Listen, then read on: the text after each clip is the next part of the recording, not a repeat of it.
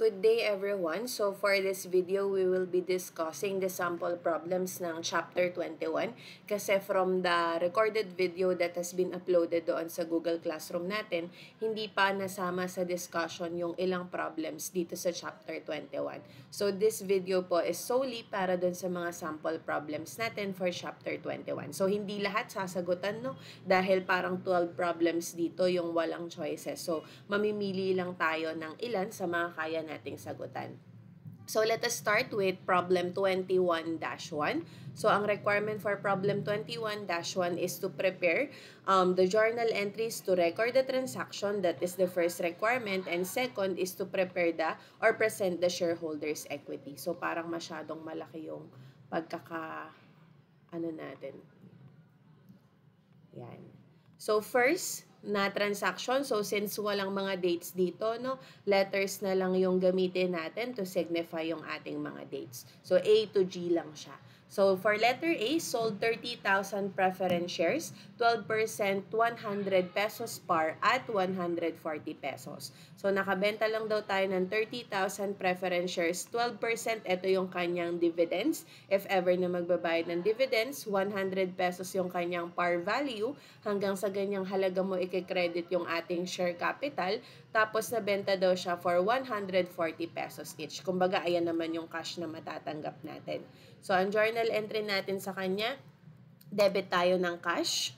So, 30,000 shares. Multiply natin sa halaga niya, which is 140 pesos. So, let us get a calculator lang.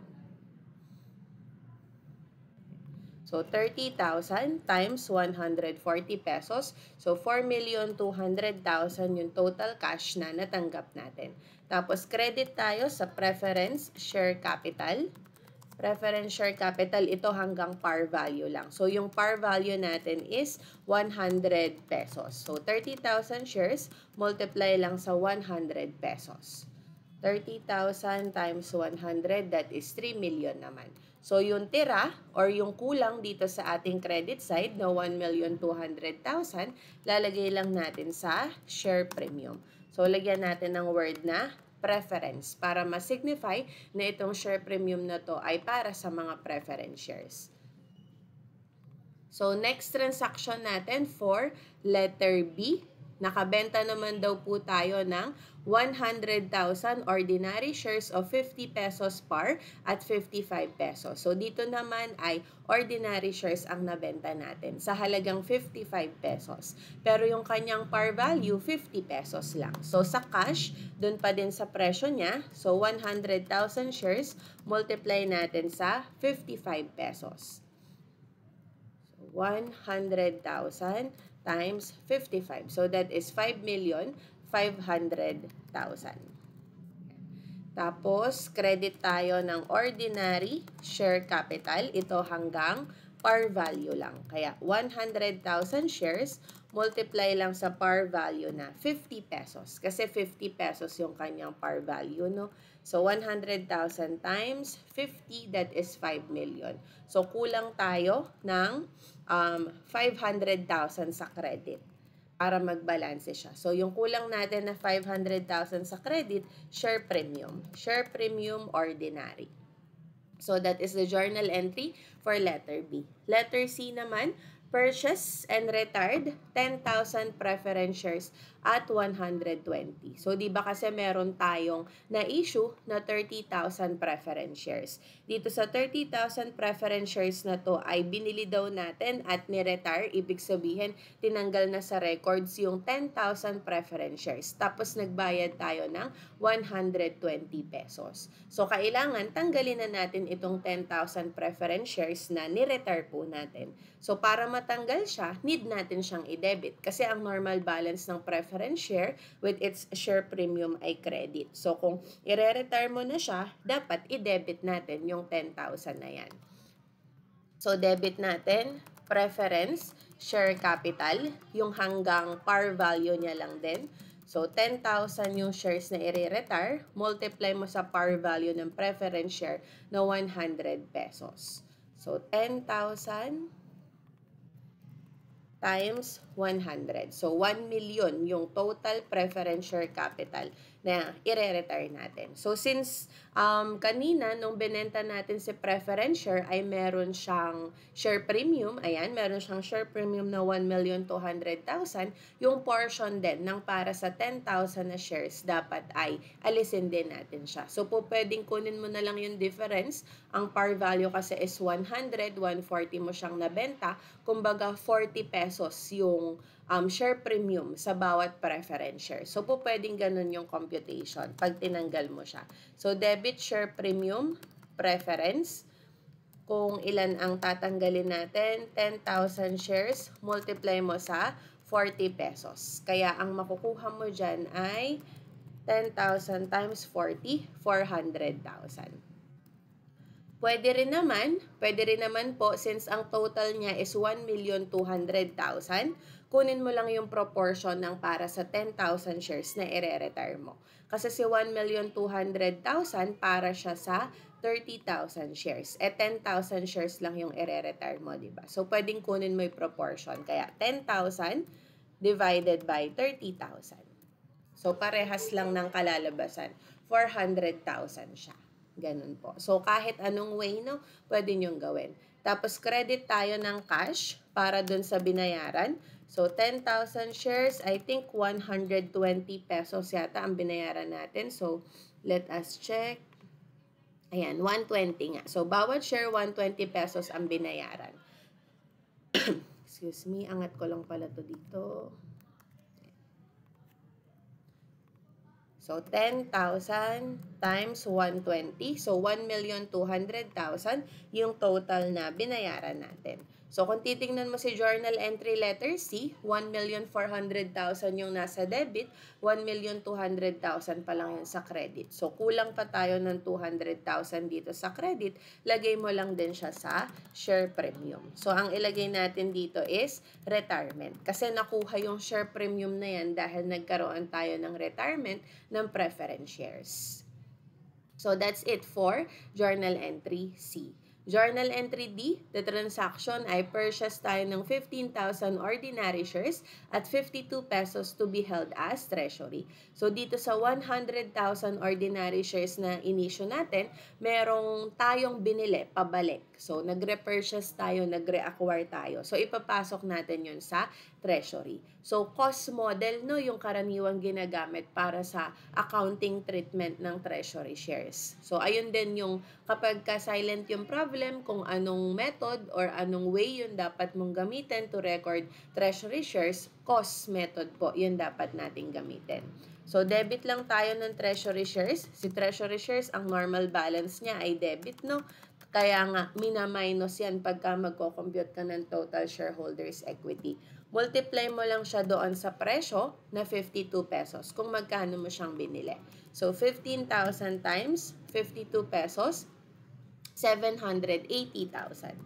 Tapos, credit lang din tayo ng cash. 780,000. Kasi ayan yung total purchase price niya. Ayan yung cost kung magkano natin siya nabili.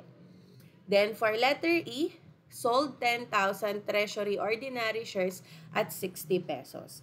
So, dun sa treasury shares, dito, yung kakabili pa lang natin kay letter D, may nabenta na ulit tayo. Tapos, nakabenta daw tayo ng 10,000 treasury shares for 60 pesos. So, ang cash na matatanggap mo, 10,000 shares, multiply mo sa 60 pesos.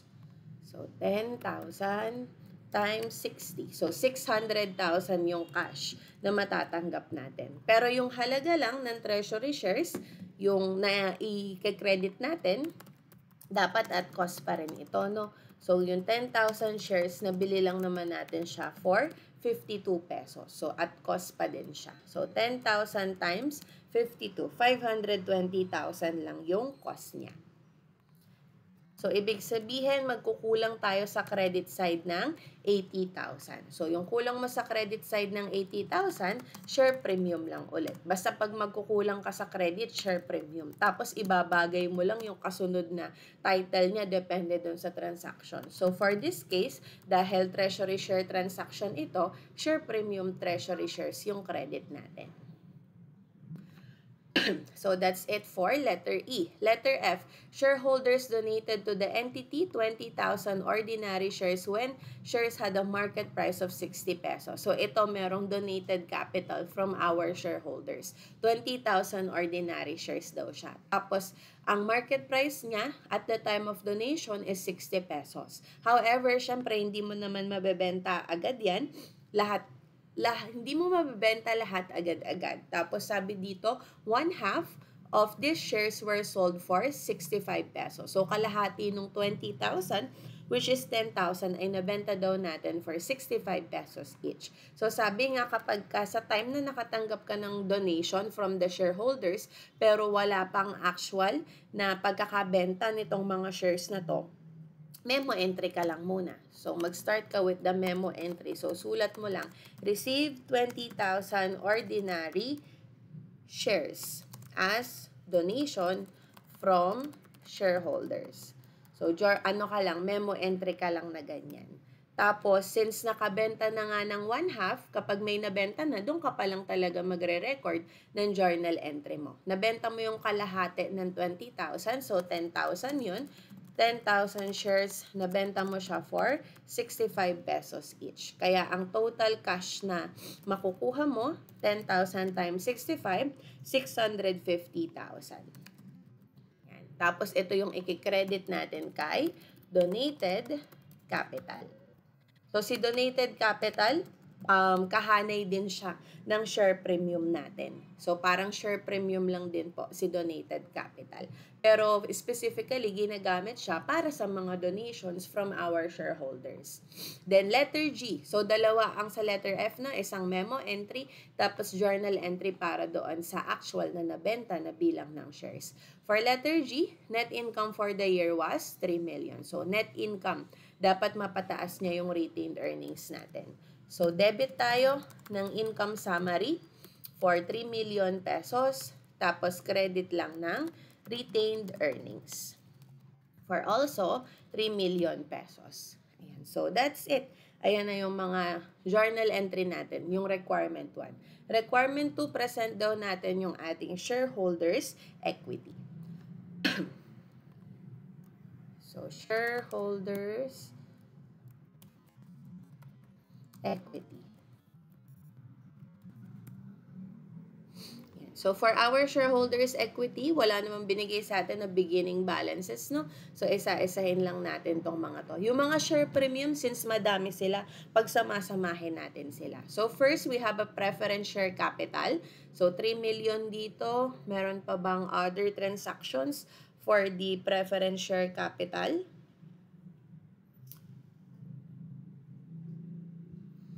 Ito pa. Sa letter C, nabawasan siya. Nung sa letter A, nakapag-issue ng 3 million, letter C, nag-retire tayo, nabawasan naman siya ng 1 million. Kaya yung preference share capital natin, 3 million, minus tayo ng 1 million. So, 2 million na lang yung preference share capital natin. 20,000 shares iyon. Sulat natin. Preference share capital. Ito ay 2 million. So, eto yan, kay letter A, tsaka kay letter C.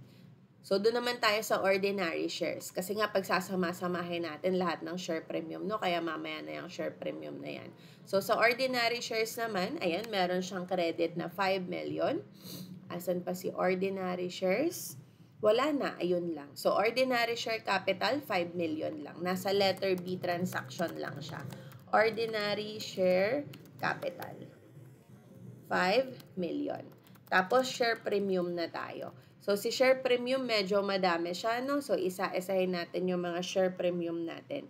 So, unang share premium natin sa letter A, preference share. This is 1,200,000. Tapos, sa letter C, nabawasan siya ng 400,000.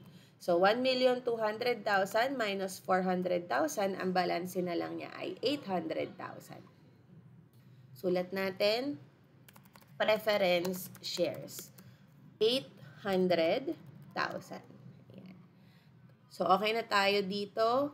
For letter B, share premium ordinary, 500,000. So, share premium ordinary 500,000. I think that's it for share premium ng ordinary shares. There's no any other transaction. Ordinary shares, 500,000. So, isa-isahin mo lang lahat ng share premium. Ito naman, retirement ng preference shares, 200,000. So, sa share premium pa din siya. So, retirement of preference shares, 200,000 naman yan. Asan pa? Share premium. Share premium, treasury shares, 80,000. So, sama din natin yan. 80,000 para sa treasury shares. And si donated capital. So, si donated capital, kasama din yan sa share premium. Ito naman ay 650,000. So, ayun lang naman ang transaction for the share premium. So, plus lang natin siya. Ang total niya is ito, 2,230,000. So, saka natin siya itapat dito. 2,230,000. Tapos, bukod doon, meron pa tayong retained earnings. Ito lang, sa letter G lang yung transaction natin sa kanya for 3 million para sa net income natin. And don't forget, meron din tayong treasury shares. Si treasury shares, nileles yan, binabawas yan. Ang balanse ng treasury shares natin, makikita natin dito sa transaction, DNE. So, 780,000 siya nung una. Debit kasi yung normal balance niya, no? Kaya nga may na-minus yan. So, 780,000 siya nung una, tapos nagkaroon siya ng credit nung benta tayo worth 520,000. So, ang balanse na lang ng treasury shares natin is just 260,000. So, naka-minus yan. Kasi nga, debit ang kanyang normal balance. Yan. So, kunin lang natin yung total. Ayun lang naman yung components ng shareholders' equity natin. So, total shareholders' equity. So, 2 million plus 5 million plus 2,230,000 plus 3 million minus 260,000. That is 11,970,000. So, that is our total shareholders' equity for this problem. Ayan. So, that's it for problem 21-1. So, let's move forward to the next problem. So, ang next problem natin would be problem 21-3. So, ang requirement sa atin dito is to prepare pa rin ng journal entries for the current year and determine the total shareholders' equity at year-end. So, same lang kay problem 21-1. So, Caper Company disclosed the following shareholders' equity at the beginning of the current year. So, ayan yung kanilang mga beginning balances, no? Meron tayong share capital. The par value is 20 pesos. Authorized 50,000 shares, issued and outstanding 30,000 shares. So, 30,000 yung na-issue. 30,000 multiply mo sa 20, you'll get 600,000. Share premium is 150,000 and the retained earnings naman ay 230,000. So, during the current year, the following transactions occurred relating to shareholders' equity. So, mga asterisk lang yung nakalagay sa kanya, no? Number na lang ang gamitin natin to signify the date. So, first transaction, 1,000 shares were reacquired at 28 pesos per share. So, reacquired, ibig sabihin, nabili natin pabalik itong 1,000 shares. So, treasury siya kasi pinurchase siya pabalik ni Caper Company. So, debit lang ng treasury shares at cost lang ulit to, no? 1,000 shares multiply mo kung magkano siya nabili, which is 28 pesos. So, 1,000 times 28, that is 28,000. So, 28,000 din yung cash na ilalabas natin. For the second transaction, 900,000 shares naman daw were reacquired at 30 pesos per share. So, bumili ka ulit ng 900 shares. Tapos, 30 pesos each. So, ganun lang ulit. Treasury shares, 900 shares, multiply mo kung magkano siyang nabili, 30 pesos. So, ang cash na inilabas natin dyan is 27,000. Cash, 27,000. Then for the last transaction, 1,500 shares of treasury were sold for 32 pesos per share. So dito sa 1,900 na treasury shares, ayun yung total niya, no? 19, 15 ay naibenta na natin. Naibenta natin siya for 32 pesos per share. So ayun yung cash na matatanggap natin kung magkano siyang naibenta. 1,500 times 32 pesos per share. So, 1,5 times 32. So, that is 48,000. So, ang tanong dito, magkano yung dapat na cost ng treasury shares? So, first in, first out lang din tayo. Kung ano yung una mong nabili, ayun din yung una mong maibebenta.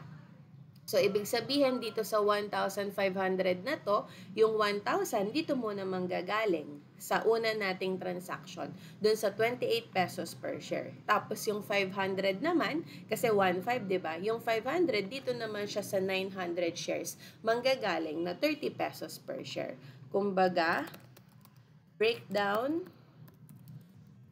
of treasury shares cost. So, una, sa 1,000 shares muna at 28 pesos each. So, 28,000 ang total nun. Tapos, yung 500 shares, kasi 1,500 lang yung nabenta mo, di ba? At 30 pesos each. So, first in, first out. Kung ano yung unang binili, ayun din yung una nating mabebenta. So, 500 times 30, that is 15,000. Therefore, ang total cost ng ating treasury shares na ibinenta natin dito sa transaction number 3 natin would be 28,000 plus 15,000, 43,000. So, ayun yung total cost niya. First in, first out lang po tayo. Ayan. So, ang i-credit natin dito for the treasury shares ay 43,000. So, 43,000, 48,000 sa debit mo, kulang ka pa ng 5,000 sa credit. Yung kulang mo na 5,000 sa credit, syempre, saan pa ba siya mapupunta? Sa share premium. So, credit natin siya for share premium, treasury shares. Ayan. So, ayun lang ang transaction yata. Ay, ito pa pala. May number 4 pa pala. The entity reported net income of 110,000 for the current year end. So, net income, papataasin mo lang ulit si retained earnings. So, debit ka ng income summary, 110,000, tapos credit ng retained earnings. Para tumaas yung retained earnings natin, also for 110,000. So, that's it for the journal entries. Requirement number 2 is determine naman daw natin yung total shareholders equity at year end. So, meron tayong mga beginning balances, no? That's why we have to consider that. So, share capital natin, 600,000. Meron ba tayong transaction dito sa mga ginornalize natin for share capital? Wala. So, ayun pa rin siya, no? Balance of shareholders equity. So, share capital natin as is pa din kasi wala naman tayong other transaction sa kanya for 600,000. Share premium, yung share premium na yan, ayan yung para sa issuance. Hindi kasi sinabi kung ordinary or preference shares ito, pero mas safe na i-assume na ordinary siya. So, issuance na lang ilagay natin. 150,000, wala rin. Kasi iba siya sa share premium treasury, no? Magkaiba sila. So, 150,000. Tapos, ayun, ilagay na natin to si share premium treasury. 5,000. So, lagay na natin siya. Share premium treasury shares, 5,000. Tapos, ano pa? Retained earnings, ito lang, 110,000 lang siya. And then, yung treasury shares. So, yung treasury shares, nileless yan, no? So, ayan yung mga transaction natin for treasury shares. Ang normal balance niya ay debit nga po. So, 28,000 plus mo yung 27,000 na debit, tapos minus natin yung 43,000 na credit. So, 12,000 yung balance ng ating treasury shares. So, ililess natin siya dito. Treasury shares. Ililess mo, minus ka dito ng 12,000.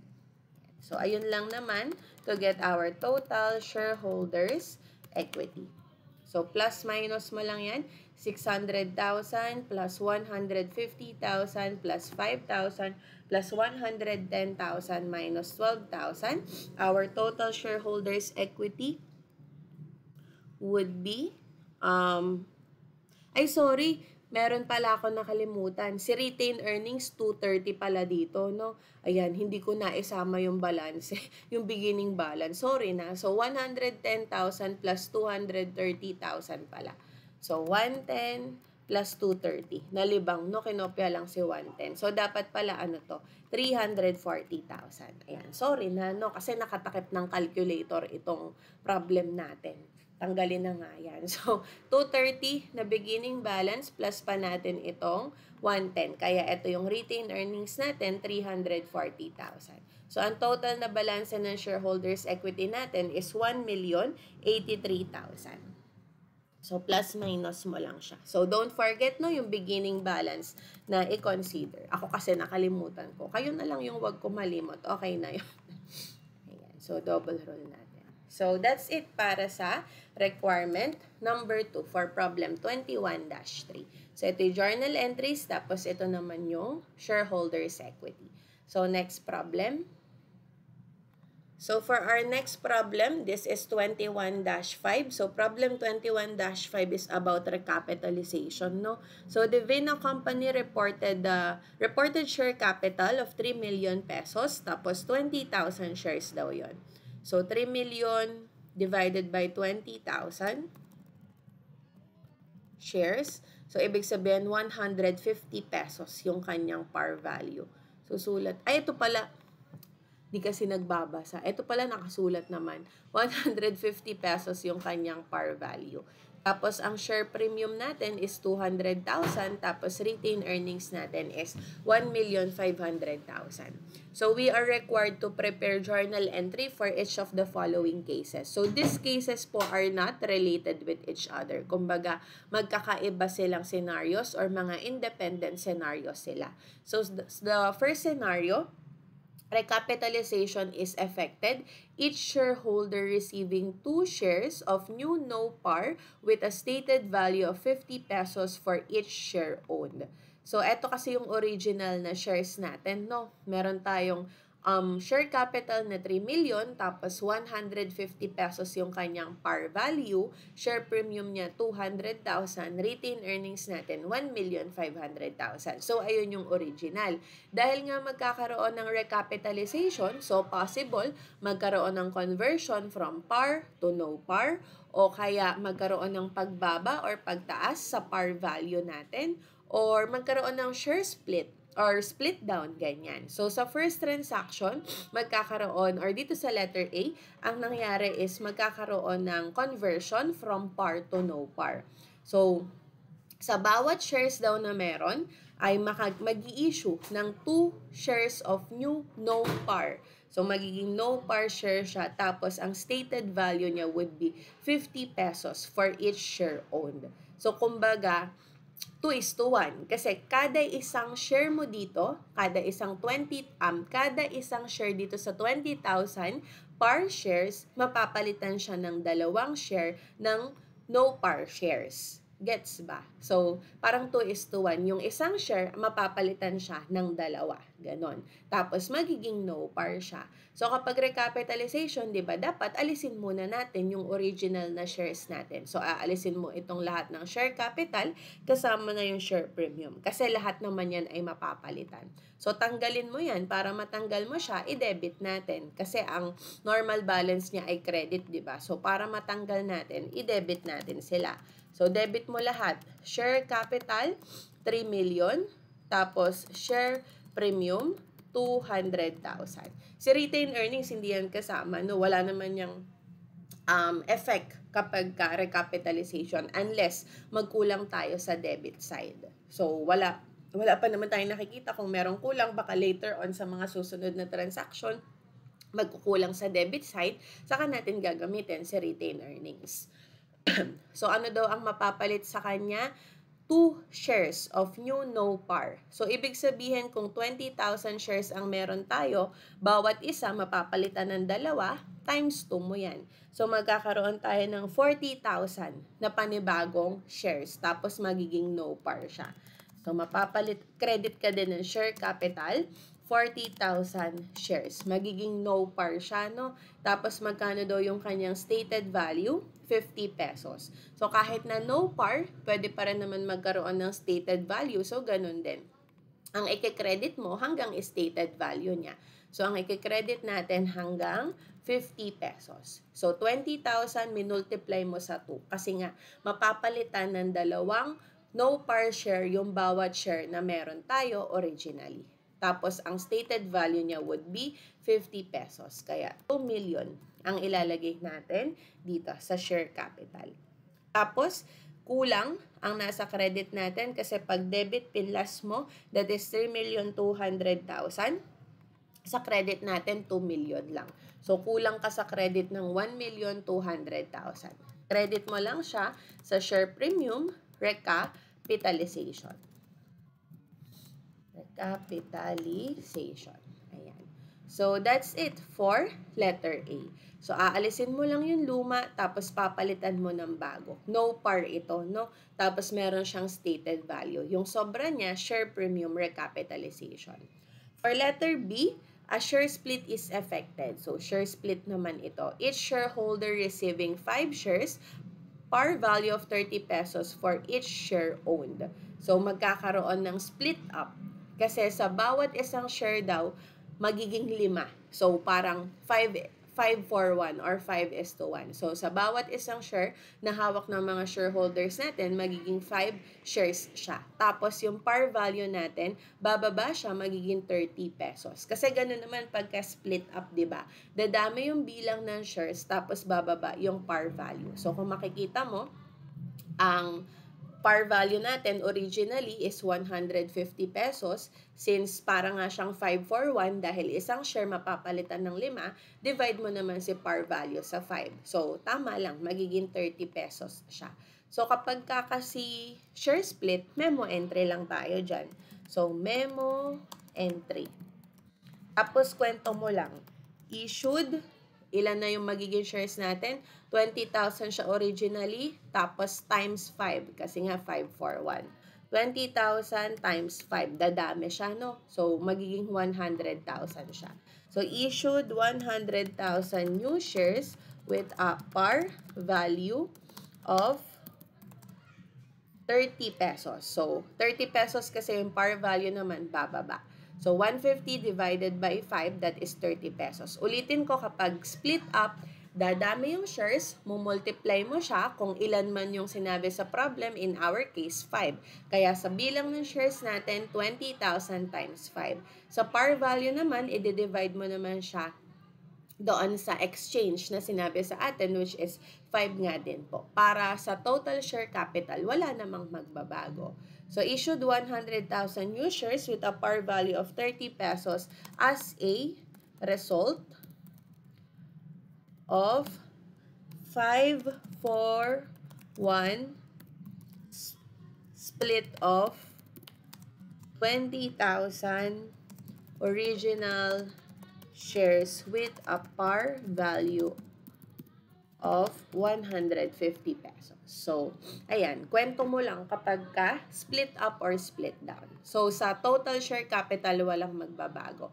Kasi di ba dati 3 million siya nung 20,000 shares tapos 150 pesos. So, ngayon, magiging 100,000 shares siya tapos 30 pesos yung par value each. 3 million pa din. Wala namang mag-change. For letter C, a recapitalization is affected, each shareholder receiving 1 share of new 100 pesos par value for each share owned. So, for letter C, ang nangyaring recapitalization is bumaba lang yung ating par value. Kasi nung una, 150 pesos siya, ngayon 100 na lang. Kasi isang share pa rin naman yung matatanggap eh. Kumbaga, yung 20,000 shares, 20,000 shares pa din kasi 1:1 lang. Kaso bumaba yung kanyang par value. So, kung bumaba yung kanyang par value, dapat alisin lang natin sa share capital kung magkano yung binaba. Kasi from 150, naging 100 na lang siya. So, bumaba ng 50 pesos yung par value natin. So, alisin natin siya kay share capital. So, So, 20,000 shares yan. Walang magbabago sa bilang ng shares. Sa par value lang meron. Multiply mo dun sa binaba na 50 pesos. So, 20,000 times 50 pesos, bumaba yung share capital natin ng 1,000,000. Tapos, credit natin, ang kapartner niya lang, share premium, recapitalization. Also, 1,000,000 pesos. Ayan, so that's it for letter C. Then last, for 21-5 letter D, a recapitalization is effected, each shareholder receiving 4 new shares of 50 pesos par value for each share owned. So dito, magiging 4-for-1. So sa bawat share na meron ang isang shareholder, makakatanggap siya ng 4 na panibagong shares. Tapos magiging 50 pesos yung par value natin. So i-cancel ulit natin yung buong o yung lahat ng shares natin. So, i-cancel mo yung buong share capital na 3 million, kasama na din yung kanyang share premium. So, kasama na yung kanyang share premium na 200,000. Tapos, credit tayo ng share capital kung ano yung papalit sa kanya. So, 20,000 shares, di ba, ang originally na meron tayo? Tapos, mapapalitan daw, or kada isang share, magiging 4. So, times 4 mo siya. So, 80,000 shares na yung magkakaroon tayo. So, 80,000 shares. Magkano yung magiging par value? 50 pesos. So, 80,000 na panibagong shares. So, 20,000 times 4, no? Multiply mo sa bagong par value na 50 pesos. So, that is 4 million naman. So, kung makikita mo, ang nasa debit natin, pag tinotal, 3,200,000 lang, sa credit, 4 million. So, dito ka naman sa debit kulang ng 800,000. So, since kulang ka sa debit ng 800,000, ang magiging kabawasan dyan ay sa retained earnings. So, bawas mo siya kay retained earnings. So, pag kulang si debit at hindi sapat yung share premium, sa retained earnings natin siya nileles. So, that's it. So, kapag kapapalitan yung bilang ng shares together with its par value, dapat i-cancel mo muna lahat. Pero kung bababa lang or tataas lang yung ating par value, ganito lang, katulad kay letter C. So, that's it for problem 21-5. So, next problem. So, next problem natin is problem 21-7. So, ang requirement pa din is to prepare journal entries to record the transactions and present the shareholders' equity on December 31, 2024. So, let us start. On January 1, 2024, One Company was organized with 100,000 authorized shares of 100 pesos par value. So, wala uling sinabi kung anong klase ng shares no, ang ino-authorize dito. Pero mas malamang na ordinary shares yan. So, share capital na lang yung gamitin natin for the account titles. So, we have dates na. On January 1, sold 30,000 shares at 150 pesos per share. So, nakabenta ng 30,000 shares. So, debit lang tayo ng cash kung ilan ang nabenta natin. 30,000 shares, multiply mo sa presyo na 150 pesos. So, 30,000 times 150 pesos, that is 4,500,000. Tapos, credit tayo sa share capital. Ito hanggang par value lang. So, 30,000 shares, multiply mo sa par value na 100 pesos. So, 30,000 times 100. So, 3 million ang share capital natin. So, yung kulang sa credit side na 1,500,000, saan natin siya ilalagay? Share capital lang. Ay, share premium lang.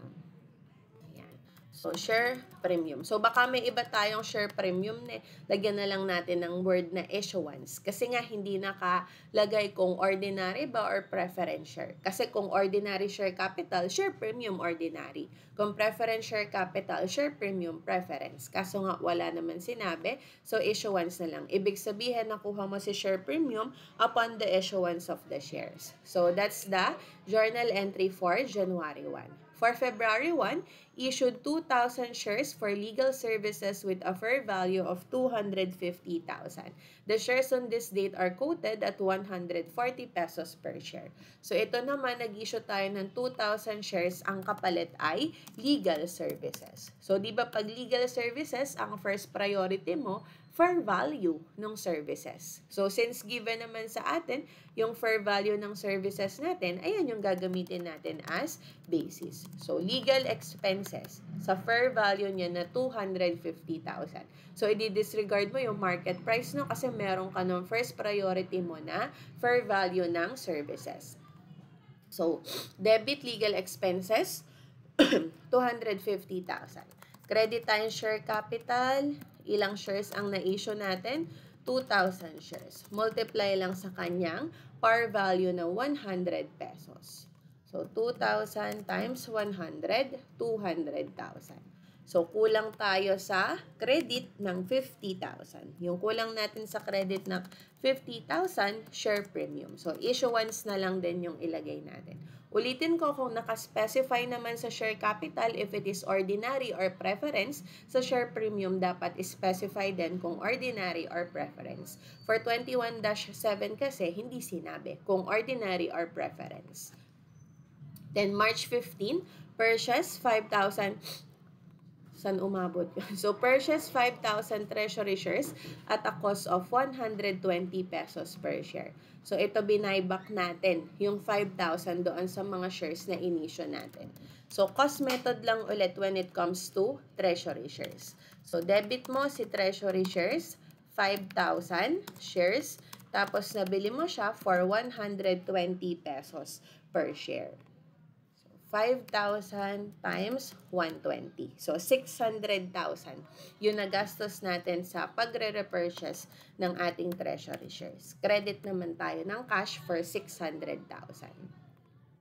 Then, for October 31, issued 5 million convertible bonds at 120 pesos. The bonds are quoted at 98 without the conversion feature. So, kumbaga, yung convertible bonds natin, merong option yung mga shareholder na i-convert ito sa pagiging shares. So, di ba ang bonds kasi is a liability. So, upon the option of the shareholder, pwede niyang ipa-convert iyon into share capital. So, hindi na siya magiging creditor, rather ay magiging investor or shareholder siya ng company natin.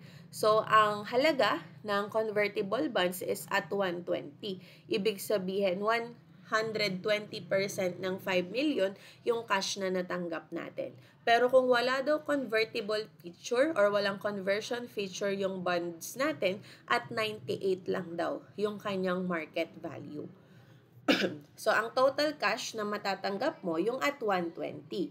Pero dahil nga yung bonds natin, binigay sa atin magkano siya without the conversion feature, yung at 98, ayan naman yung mag-a-apply lang para sa bonds natin. So, kung i-journalize natin siya for October 31, 2024, yung cash mo, dun siya sa 120. So, 5 million times 120%. So, 5 million times 1.2. So, ang total cash na matatanggap mo ay 6 million. Yan. Total na cash na matatanggap mo is 6 million. Tapos, yung bonds payable natin na i-credit at face amount lang ito. So, always naman yan kapag ka mag-credit ka at face amount lang for 5 million pesos. Kaso nga daw at 98 lang siya. So, kung at 98 lang si bonds payable, 5 million times 0.98, ibig sabihin, yung present value niya lang dapat is 4,900,000. So, mas mababa yung kanyang present value kaysa sa face amount niya. Ibig sabihin, meron dapat tayong discount on bonds payable. Kaya dapat dito, magkaroon ka ng debit for the discount on bonds payable. Kasi debit yung kanyang balance, di ba, ng discount. Ito yung 5 million, multiply mo sa 2%. Kasi at 98. So, 2% yung kulang. Pwedeng diretsa mo na lang na ganun. Parehas naman yung kalalabasan niya. So, 100,000. Pwede rin na 5 million times 0.98. So, 49 lang. Kunin mo yung difference, 100,000 si discount. Yan. So, kapag ka-chinek mo, 6,1 or 6,100,000 lahat ng nasa debit, sa credit 5 million lang. So, kulang ka ng 1,100,000 dito. Yung kulang mo na 1,100,000 sa share premium siya. So, share premium, conversion, privilege. Kasi dahil sa conversion feature ng ating bonds payable, kaya ka nagkaroon ng share premium. Kaya 120 yung halaga ng bonds na natanggap mo. So, kung gusto mong hindi magjo-journal entry para makuha si share premium conversion privilege, pwede naman si 5 million, multiply mo sa 1.20%. So, 6 million yung total cash na matatanggap. Kumpara mo lang siya sa present value ng bonds. Diba? Ang present value ng bonds, 5 million times 0.98. So, 49. Kaya, 6 million minus 49. So, ang share premium conversion privilege is 1 million. Sulat ko nga dito. Cash received. So, si cash received, 5 million times 120%, 6 million. Less mo lang yung present value of bonds. Yung present value ng bonds, 5 million times 98%. So, dito naman si 4,900,000. So, ito yung mapupunta sa share premium conversion privilege. So, ayan yung po pwede mong gawing formula, no? If ever na problem solving lang ganyan.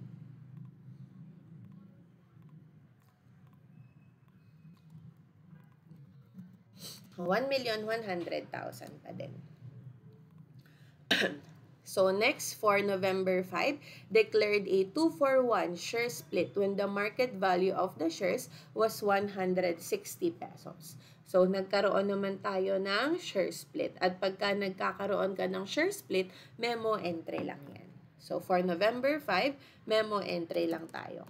November 5, 2024. Memo entry. Declared a 2-for-1 share split.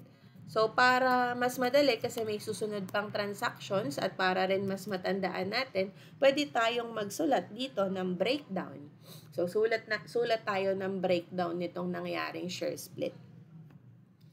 So, start tayo with our share capital. So, ang share capital natin, ito siya, 30,000 shares. Tapos, 2,000 shares. Meron pa ba share capital? Wala na, ayun lang. So, ang total issued share capital natin, 30,000 shares noong January 1, tapos 2,000 shares noong February 1. So, 32,000 shares yung total issued natin. Issued shares. 32,000 shares. Tapos, since 2-for-1 share split, times mo siya sa 2 kasi dodoble yung bilang ng shares natin. So, magiging 64,000 siya. Tapos, yung treasury, yung binili natin sa treasury, ilan ba yung binili natin sa treasury? Ito, nung March 1, 5,000 shares. Wala pa naman tayong naibebenta, no? So, 5,000 shares din siya. So, kahit na nasa treasury siya ay mag-undergo din ng share split. So, times 2,000. Yan. So, minus natin, no? So, ibig sabihin, so, 64,000 yung issued, 10,000 yung treasury. Ibig sabihin yung outstanding shares lang natin. Kasi si treasury hindi siya outstanding, no? Dahil wala naman siya sa labas. Nandoon siya sa loob ng kumpanya. So, ang outstanding shares natin would be 54,000 shares. So, palatandaan lang natin yan, no? Tapos, yung halaga ng shares, tandaan na rin natin na i-divide natin siya into 2. Kasi dumami yung bilang, so i-divide mo into 2 naman yung par value. So, yung par value natin from 100, magiging 50 pesos per share siya. So, at 50 pesos par. Dito ko na lang ilalagay sa gilid. Yung treasury shares naman natin at cost natin binili, 120 siya nung una. So, i-divide mo din yan sa 2. So, at 60 pesos cost naman siya. Yan. So, yung bilang ng shares times 2, yung par value divided by 2. Sa treasury shares, yung cost, divide mo din siya sa 2. So, baka kasi magamit natin sa mga susunod na transactions. So, for December 15, sold 20,000 shares at 75 pesos per share. So, nakabenta ka ulit ng shares. 75 pesos per share daw.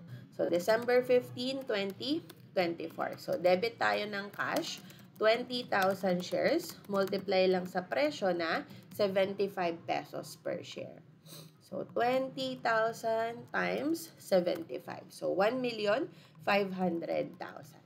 Tapos, credit sa share capital hanggang par value niya lang po. So, 20,000 shares. Magkano na lang yung par value natin? Take note no, nagkaroon ng share split. Ang par value mo na lang ay ito, 50 pesos.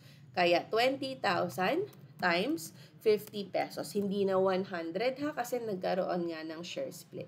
So, credit tayo share capital for 1 million pesos. So, kulang tayo ng 500,000 sa credit. Yung kulang, lagay lang natin share premium para sa issuance. Then, last transaction, December 31, the net income for 2024 was 2 million. So, close lang natin yan kay retained earnings. So, since net income, papataasin natin yung retained earnings natin. So, debit income summary, credit retained earnings for 2 million pesos. So, ayan yung mga transactions natin for 21-7.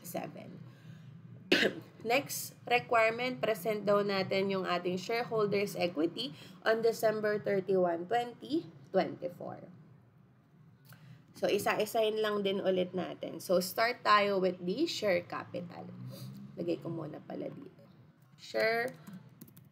Shareholders' equity.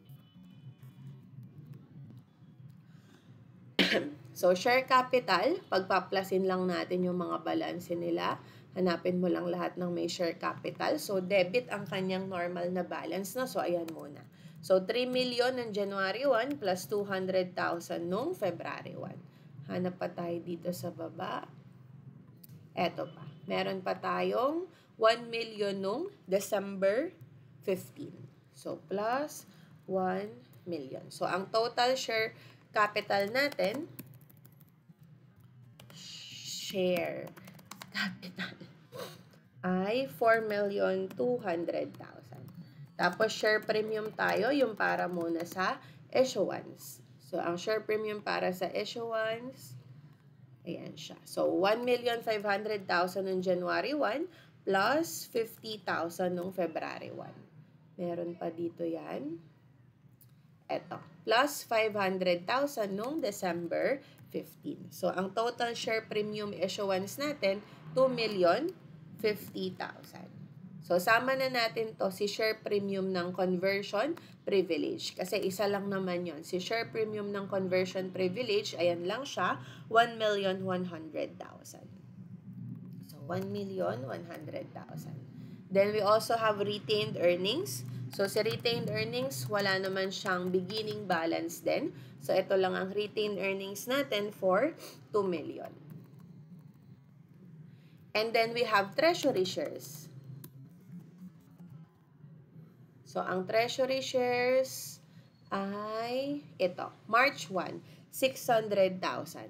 There's no any other transaction for the treasury shares. So, ayan lang. Minus lang 600,000. So, hindi kasama yung bonds payable ha. Hindi naman yung kasama sa shareholders' equity. So, these are the only components of our shareholders' equity. So, total shareholders' equity. So, plus minus mo lang yan. 4,2 plus 2,050,000 plus 11 plus 2 million minus 600,000, 8,750,000. Tapos, double roll lang natin. So, that's it for problem 21-7. Next problem. So, next problem natin, 21-9. So, napapansin nyo na yung mga ano lang, odd numbers lang yung sample problems natin. Yung even, bahala na kayo dun. So, ang requirement for 21-9, Prepare journal entries to record the transaction and present the shareholders' equity on December 31, 2024. So let us read the problem first. Toyota Company had two classes of share capital outstanding consisting of 12% 100 pesos par value preference share. So meron tayong preference share, 100 pesos yung kanyang par value, 12% ito yung kanyang dividends. Tapos meron ding 50 pesos par value ordinary share. So on January 1, 2024, the entity reported the following balances. So ito yung kanilang mga beginning balances. And the following data summarize the transactions for the current year. So wala uling mga date kasi summary na daw ito ng transaction. So number na lang din tayo. So ayan yung journal entry natin. So number 1, issue of ordinary share capital, 20,000 shares, 50 pesos per share. So 50 pesos din kasi yung par value ng ordinary shares. Tandaan yan, no? 50 pesos para sa ordinary, 100 pesos para sa preference share. So sa first transaction natin, na-issue lang natin siya at par. Ibig sabihin wala kang share premium. So debit cash, 20,000 shares times 50 pesos. Iyon ay 20,000 times 50, 1 million. Tapos, credit lang tayo. Ordinary share capital. So, at par lang din. 20,000 shares times 50 pesos. So, sakto lang din siyang 1 million. Kaya nga wala tayong share premium for this transaction because the ordinary shares are issued at its par value. So, next, purchase of treasury shares ordinary, 5,000 shares at 60 pesos per share. So, bumili tayo ng ordinary shares. Kumbaga, binayback natin yung 5,000 ordinary shares. So, lalagay lang din natin siya sa treasury shares. So, treasury shares, debit ang balanse nun, no? 5,000 shares times, cost niya na 60 pesos per share. So, 5,000 times 60. So, 300,000 natin siyang nabili. So, 300,000. Credit cash, also 300,000. Number 3, share split para sa ordinary. So, para sa ordinary shares lang, no? So, 2 for 1. So, kapag ka nagkaroon ka ng share split, ikaw ay pag hindi sinabi, no, kung split up or split down, split up yun ha, pag di sinabi. Kasi ayun yung normal na share split natin.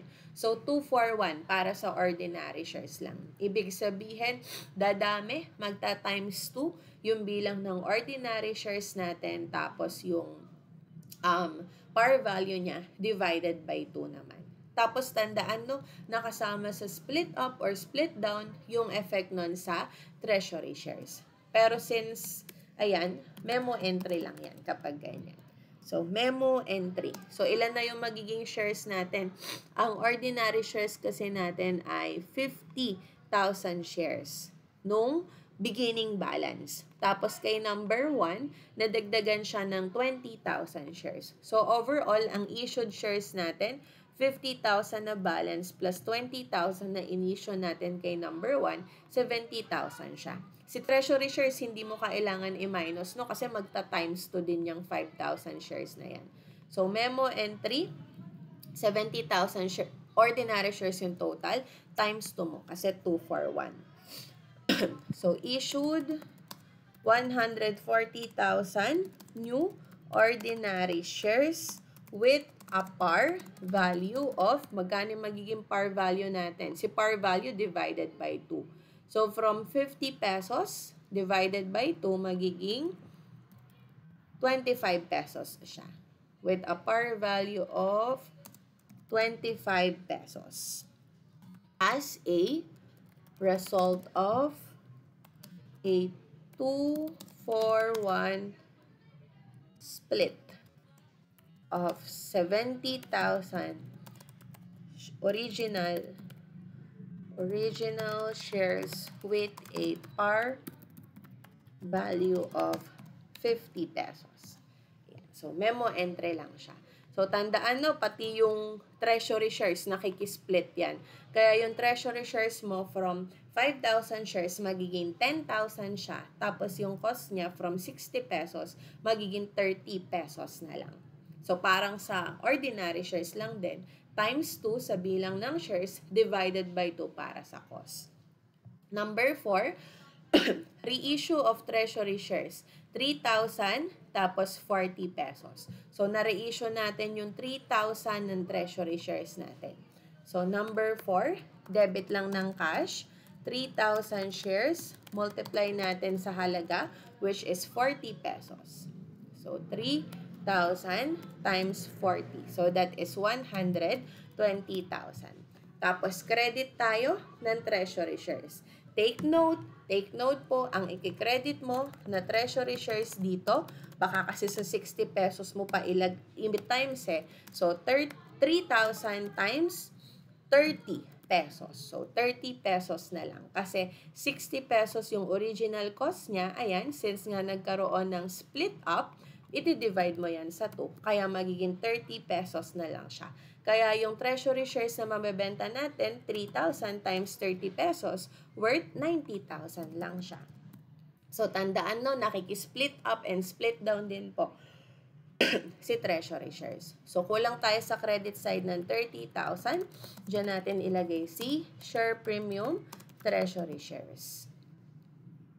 Then, for the number 5 transaction, shareholders donated 15,000 ordinary shares to the corporation. So, may nag-donate ulit. Subsequently, 10,000 donated shares were reissued at 40 pesos per share. So, memo entry ka muna para doon sa natanggap mong total na donation. Memo entry. Received 15,000 ordinary shares as a donation from shareholders. Tapos, kapag ka nakabenta ka, saka ka lang mag-journalize. So, 10,000 shares ang naibenta mo at 40 pesos per share. So, dyan ka lang magde-debit ng 10,000 shares, multiply kung magkano mo siya nabenta, 40 pesos. So, 10,000 times 40. So, 400,000. Tapos, credit lang tayo sa donated capital. Kasi nga, from donation siya, no, ng mga shareholders natin. 400,000. Then, last, transaction net income for 2024 was 500,000. So, net income pa din. Pataasin natin si retained earnings. Debit income summary, 500,000. Tapos, credit ng retained earnings, also, 500,000. So, ayan yung mga journal entries natin. Next, present daw natin yung shareholders' equity on December 31, 2024. So, isa-isahin natin. Take note no, meron tayong beginning balance. Ako lagi ko kasi nakakalimutan niya. Ayan. So, start tayo with the preference share capital. So, ang beginning balance niya, 500,000. So, check mo, meron bang transaction si preference share capital? Parang wala. So, ayun pa din siya. Preference share capital. Wala kasi siyang transaction ngayon. So, 500,000 pa din siya. Ito, ordinary share capital. May transaction ito. Ang beginning balance niya ay 2,500,000. So, 2,500,000. Number 1, may debit na may credit na 1 million. So, plus natin si 1 million. Tapos, ayun lang pala. Kala ko napakadami. So, 3,500,000 na siya.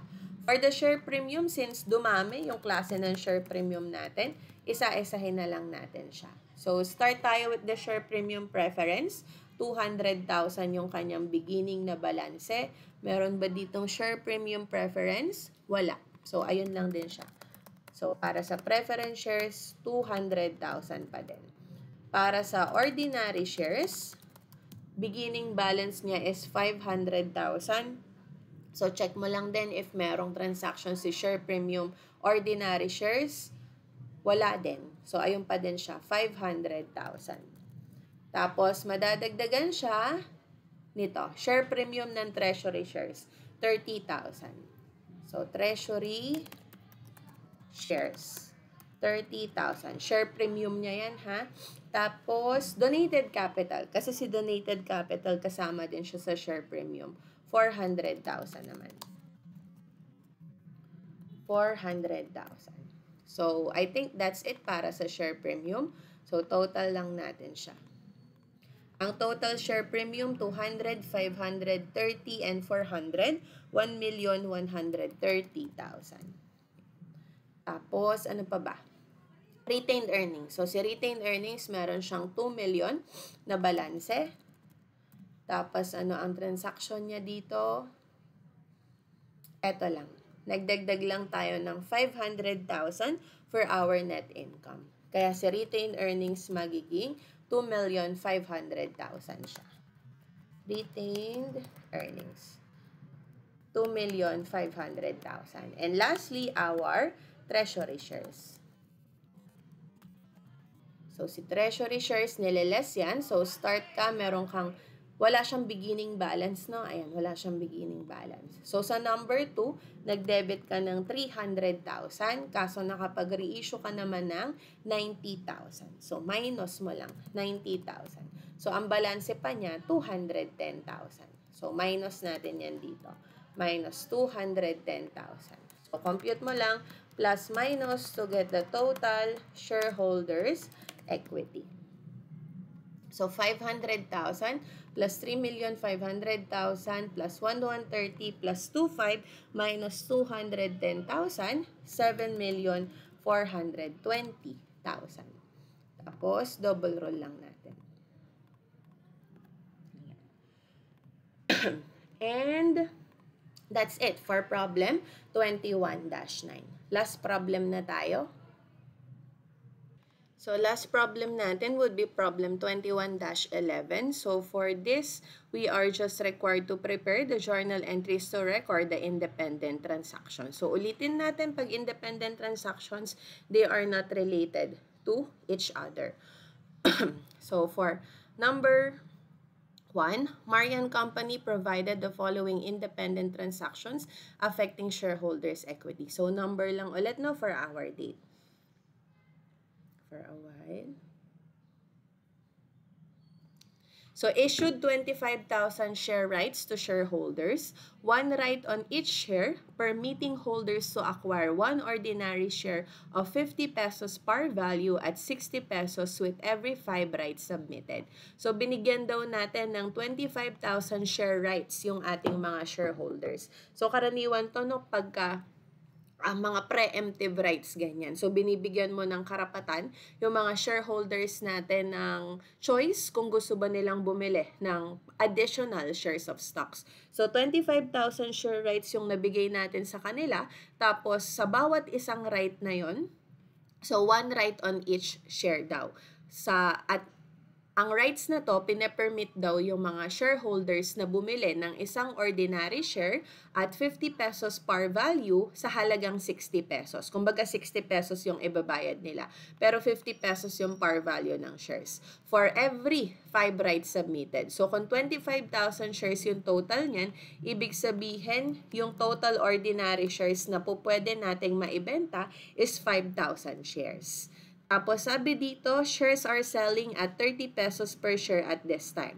Subsequently, 20,000 share rights are exercised and 5,000 share rights are expired. So for this kind of rights, wala naman kasing sinabi na naibenta natin yung rights or meron tayong natanggap na pera para maibigay itong mga rights na to sa shareholders natin. Kumbaga, parang kusang loob siyang ibinigay ng mga shareholders natin. Wala siyang subsequent transaction na sinasabing, etong rights na to, ang market value niya or fair value niya is ganitong halaga. So, para dun sa rights, we do not have to prepare any journal entry.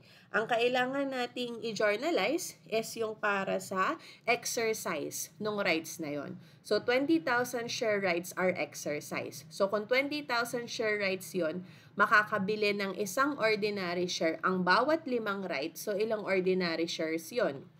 So, 20,000 ordinary shares divided by 5, 4,000 shares yung mabebenta natin. Mabebenta natin siya sa halagang 60 pesos per share.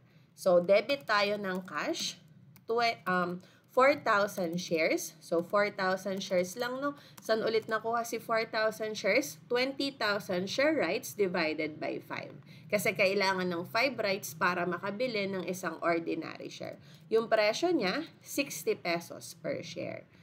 So, 4,000 ordinary share times 60 pesos per share, 240,000.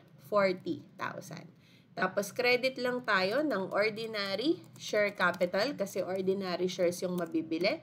4,000 shares, multiply natin sa par value na 50 pesos per share. So, ito yung par value niya. 50 pesos par value. So, 4,000 times 50 pesos, 200,000. So, yung kulang natin sa credit would be 40,000. At itong kulang natin, lagay lang natin sa share premium ordinary. So, ayun lang ang journal entry for number 1. Number 2, issued 20,000 preference shares of 100 pesos par value. So, 20,000 preference shares, 100 pesos par value, na-issue siya for 2,500,000 with 20,000 share warrants to acquire 10,000 ordinary shares, 50 pesos par value at 60 pesos each. So, dito, unlike nung naunang transaction na kusang loob lang na ibinigay ng kumpanya yung rights doon sa mga shareholders natin, dito kay number 2 transaction, kasama siya sa pagbili ng preference shares. Kumbaga, pag bumili ka ng isang preference shares, bibigyan din kita ng isang share warrant. So, kaya nga 20,000 yung preference shares na na-issue, 20,000 din yung share warrants na na-issue. So, 1:1 siya. Bawat isang preference share na binili mo, bibigyan kita ng isang share warrant. Tapos sa total na 20,000 share warrants na to, 10,000 yung ordinary shares na pwedeng mabili. Kumbaga, 2 share warrants ang kailangan para makabili ng isang ordinary share. Kasi kapag si 20,000, dinivide mo sa 2, 10,000 yun. So, para makabili ka ng isang ordinary share, 2 share warrants ang kailangan mo.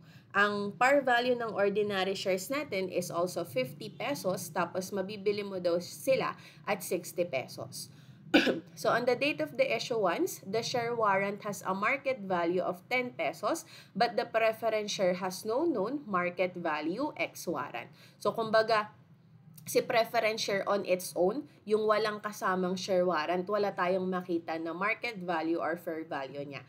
Ang meron lang market value is the share warrant itself. So, kapag ka ganun, parang excess method lang. So, una mong i-apply lahat doon sa fair value or market value ni share warrant, tapos yung matitira sa preference shares. Then, subsequently daw, 18,000 share warrants were exercised and the remainder lapsed. So, for number 2, compute muna natin magkano ang mapupuntang halaga for the preference share and for the share warrants. So, yung total sales price kasi natin, if parehas kasi silang merong market value, magpo-proportion ka, no? Based on their fair market value. Proportion mo, magkano mapupunta kay preference shares, magkano mapupunta kay kay share warrants, I mean. So, ang total sales price natin is 2,500,000. Ito yon. Tapos, ang meron nga lang market value is the share warrant. So, apply mo muna yan lahat sa share warrant. So, fair market value of share warrants. Kasi siya lang yung meron. So, ilang share warrants natin? 20,000. Multiply mo sa market value niya na 10 pesos.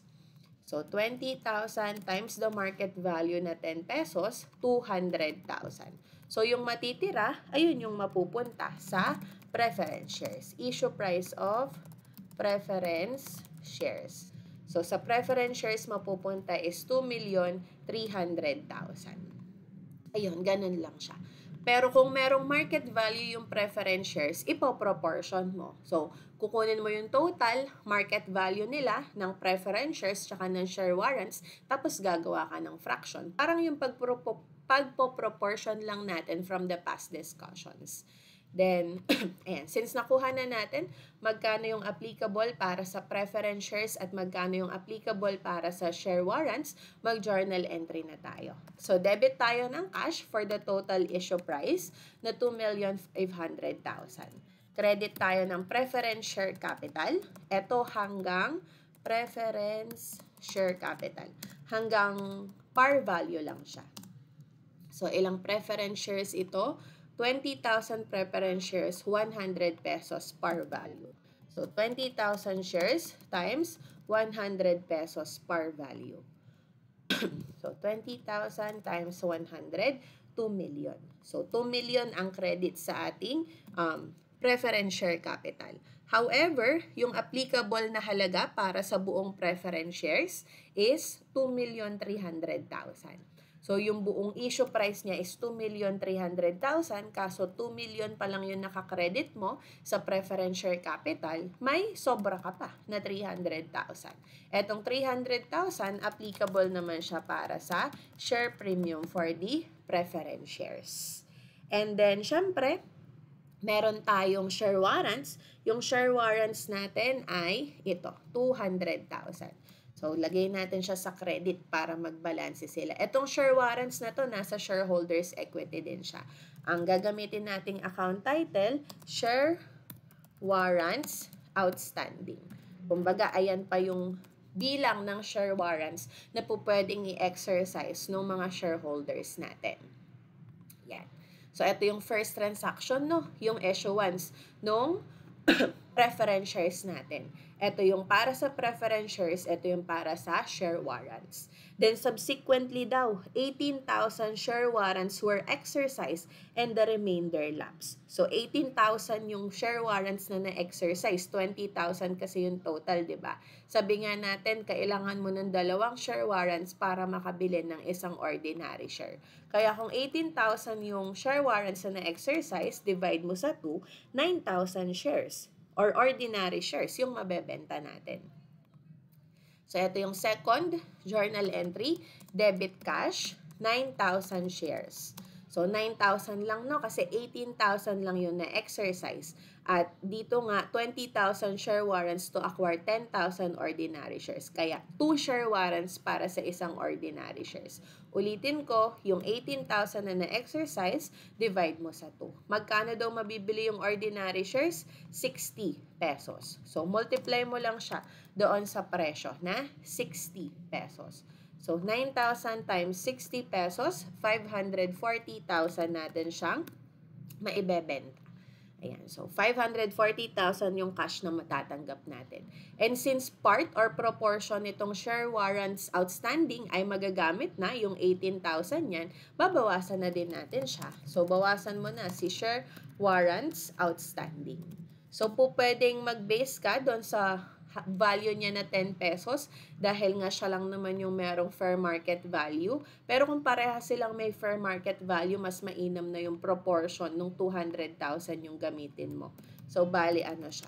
200,000, 18K yung i-exercise mo, tapos yung total niya is 20,000. Kasi pang 20,000 share warrants itong 200,000 eh. 18,000 lang naman yung ma-exercise mo. So, 200,000 times 18 divided by 20. So, 180,000 yung mawawala sa share warrants outstanding. Bakit? Kasi in-exercise nga natin siya. Tapos, credit tayo ng ordinary share capital para dun sa mai-issue natin. So, 9,000 shares lang ito. Multiply natin sa par value. Ang par value niya ay ito, 50 pesos. So, 9,000 times 50 pesos, that is 450,000 naman. So, 450,000. So, kulang ka sa credit. Kasi ang nasa debit mo, 540 plus 180. So, 720. Yung nasa credit mo ay 450 pa lang. So, kulang ka pa ng 270,000. So, yung kulang mo sa share premium.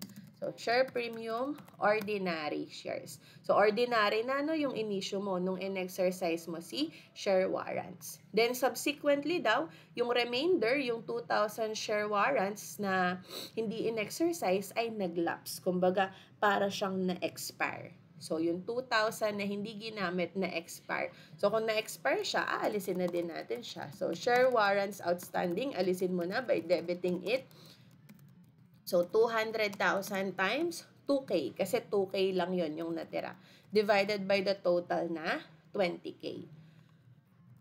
So, 200,000 times 2 divided by 20, 20,000. Tapos, ipapasok lang natin siya sa share premium. Kumbaga, mga forfeited na to or unexercised na sila. Nag-expired na sila, no? Kaya tinanggal mo na sa share warrants outstanding. Tapos, ipapasok mo sa share premium. So, unexercised share warrants. 20,000. So, tatlo ang journal entry natin for number 2. Yung issuance ng preference shares together with the share warrants, yung pag-exercise ng share warrants na 18,000 at yung pag-expire nung 2,000 na share warrants. Last, number 3, issued 50,000 preference shares of 100 pesos par value for 6 million pesos with 50,000 share warrants to acquire 25,000 ordinary shares, 50 pesos par, 60 pesos per share. So parang kanina lang din, nag-issue tayo ng preference shares. At sa bawat isang preference shares na in-issue natin, meron tayong binigay din na share warrants. Dito sa total share warrants na to na 50,000, 25,000 ordinary shares yung pwedeng mabili ng shareholder. So, kailangan mo din ng dalawang share warrant para makabili ng isang ordinary share. So, on the date of issuance, the market values are yung preference share X warrant without the warrant, none, hindi natin alam. Hindi rin natin alam yung value ng share warrant. Ang meron lang tayo is the ordinary share na merong market value na 80 pesos. And subsequently daw, all of the share warrants were exercised. So dito, for number 3, walang market value si preference shares, wala ring market value yung share warrants. So anong gagawin mo para ma-compute kung magkano yung mapupuntang value ng preference shares at magkano yung mapupuntang value ng share warrants? Gagamit ka ng intrinsic value. So, si intrinsic value, mag-start ka dun sa market value ng ordinary share natin, which is 80 pesos. So, market value of ordinary shares. Kumbaga, ayan talaga yung bentahan, no, ng ordinary shares natin, 80 pesos. Kaso, since meron silang warrants, pag meron kang warrants, mabibili mo lang siya for just 60 pesos. Di ba para kang nakatipid, no? Kasi nga, 80 pesos talaga yung bentahan ng ordinary share. Pero since meron kang warrant, mabibili mo lang siya for just 60 pesos. So, ayun yung option price natin, which is 60 pesos. So, kunin mo lang yung difference nila. Ayun na yung masasabi nating intrinsic value of warrants. Of share warrants. So, ang intrinsic value ng share warrants natin, 80 pesos minus 60 pesos. Meron tayong intrinsic value na 20 pesos. Kumbaga, ito yung natipid natin sa bawat share na mabibili natin. So, itong intrinsic value, multiply lang natin sa bilang ng shares na mabibili. Ang bilang ng shares na mabibili ay 25,000.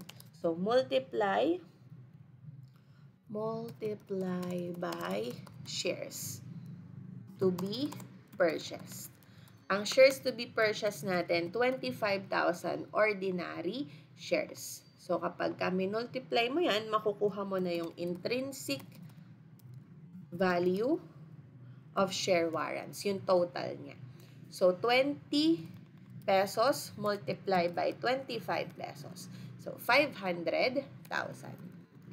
So, ayan yung total value ng share warrants natin, 500,000. Ibig sabihin, dito sa 6 million na to, yung total issue price natin. So, total issue price, katulad lang kanina, 6 million. Less lang natin yung value na na-compute natin. Value of share warrants na 500,000.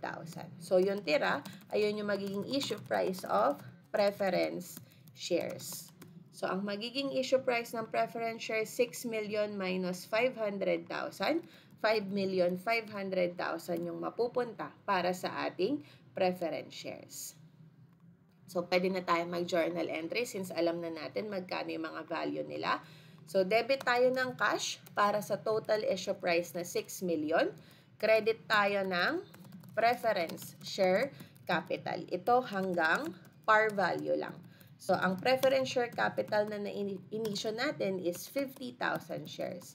multiply lang sa par value na 100 pesos. Ito yun, 50,000 times par value na 100 pesos. So, 50,000 times 100, that is 5 million. Kaso nga, ang total na issue price ng preference shares is 5.5. So, kulang pa ng 500,000 si preference share. Ayan yung ilalagay natin sa share premium. So, share premium preference yung 500,000. Para yung total niya, 5.5, ayun yung issue price ng preference shares. Tapos, yung another 500,000 para naman dito sa share warrants outstanding. So, credit din natin. Share warrants outstanding. Ayan. Then, subsequently daw, all share warrants were exercised. So, lahat naman daw na exercise. Ibig sabihin, yung 50,000 share warrants, nakabili tayo ng 25,000 ordinary shares. So, makakatanggap tayo 25,000 ordinary shares, multiply natin sa 60 pesos. 60 pesos kasi yung presyo, yung option price kapag meron kang share warrants. So, 25,000 times 60 pesos, that is 1,500,000. And since na-exercise yung buong share warrants natin, lahat yan, cancel na natin. So, debit mo lahat yan for 500,000. Tapos, credit tayo ng ordinary share capital at par value lang. So, 25,000 shares, multiply natin sa par value na 50 pesos. So, ito yung par value niya, 50 pesos. So, 25,000 times 50, that is 1,250,000. So, kulang tayo sa credit. Magkano kulang natin? 2 million. Yung total sa debit, minus natin yung nasa credit na 1,250, kulang tayo ng 750,000 sa credit side. So, ito naman yung mapupunta kay share premium ordinary. So, ordinary na siya kasi ordinary shares yung inisyo natin. Ayan. So, that's it for problem 21-11. So, hanggang doon na lang din. Kasi nga, masyadong marami pag nilahat natin, no? Yung mga sample problems for chapter 21. So, if you have any questions, you can message me po via Facebook Messenger. So, thank you and God bless po.